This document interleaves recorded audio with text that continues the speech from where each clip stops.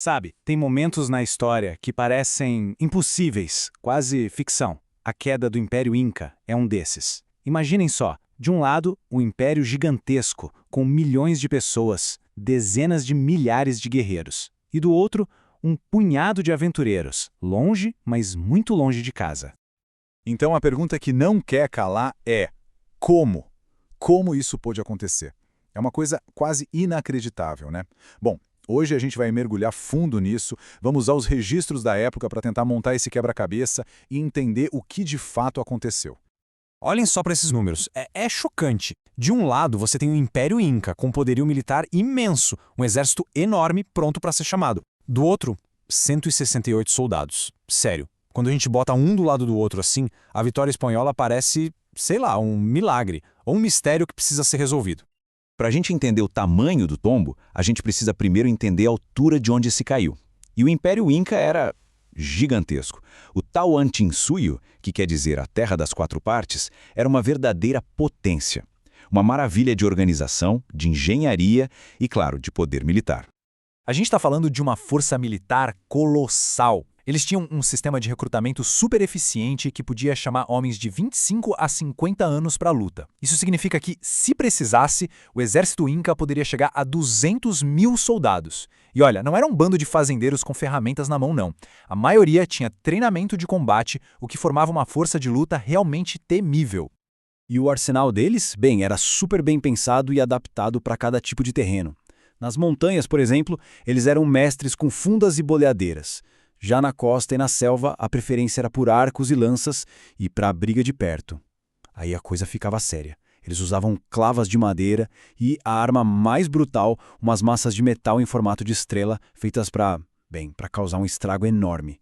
E ainda por cima usavam armaduras de lã e capacetes, ou seja, era um exército para se respeitar. E muito.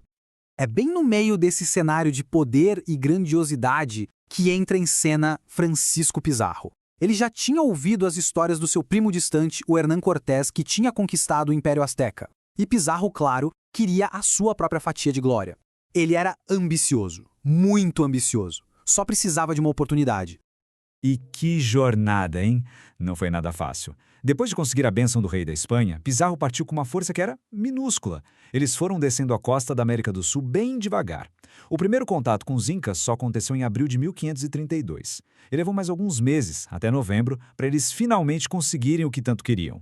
Uma reunião, frente a frente, com o imperador Inca.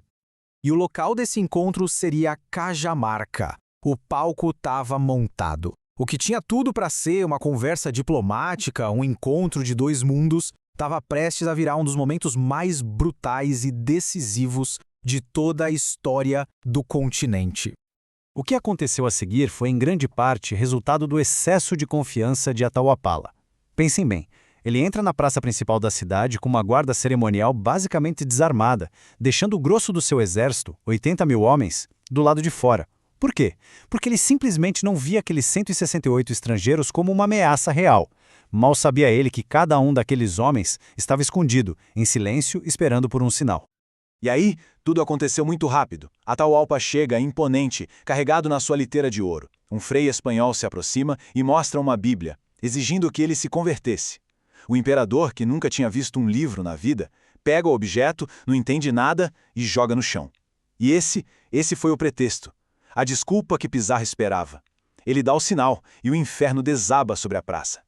O ataque foi de uma brutalidade inacreditável. O som dos arcabuzes, a fumaça, a cavalaria avançando sobre a multidão. Para os incas, que não faziam ideia do que era uma arma de fogo, do que era um cavalo, o choque foi absoluto. O pânico foi total e instantâneo.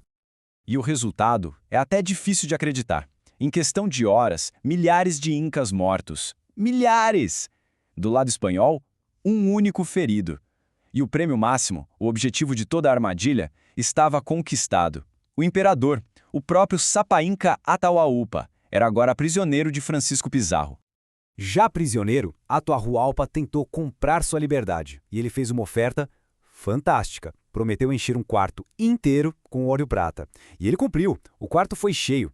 Mas os espanhóis, eles não cumpriram a parte deles. Acusaram Atahualpa de traição e o executaram. Com a morte do seu líder, que era visto como um deus, A espinha dorsal do Império Inca simplesmente se partiu. Tá, mas a gente volta para a pergunta inicial: como? Como isso tudo foi possível? A captura e morte de Atahualpa foi, sem dúvida, o golpe de misericórdia. Mas a verdade é que o Império Inca já estava fragilizado. Foi uma combinação de vários fatores. Uma verdadeira tempestade perfeita que permitiu que um punhado de homens fizesse o que parecia impossível. Então, para entender essa história direito, a gente pode pensar em 4 chaves, 4 fatores principais que explicam a conquista.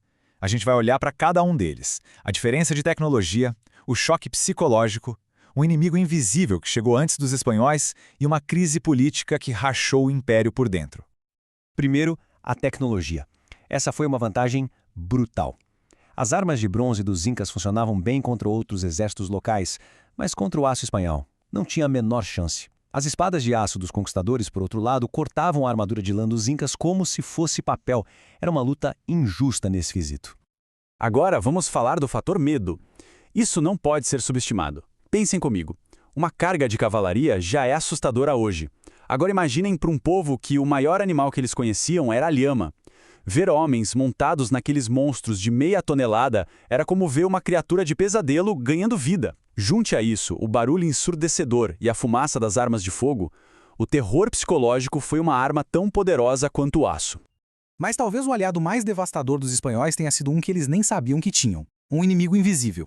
Anos antes de Pizarro sequer pisar ali, doenças europeias, principalmente a varíola, já tinham chegado. E elas se espalharam como fogo. A população inca não tinha nenhuma defesa, nenhuma imunidade. O resultado foi uma catástrofe. Alguns historiadores estimam que até 90% da população morreu por causa dessas doenças. 90%!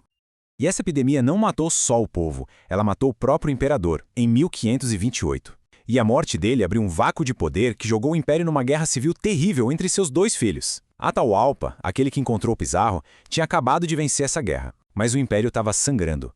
Estava dividido, enfraquecido, exausto. Pizarro chegou no pior momento possível para os incas e no melhor momento possível para ele. E por último, temos que entender a própria cultura inca. O Sapa Inca não era só um rei, um líder. Ele era visto como um deus vivo, o filho do sol.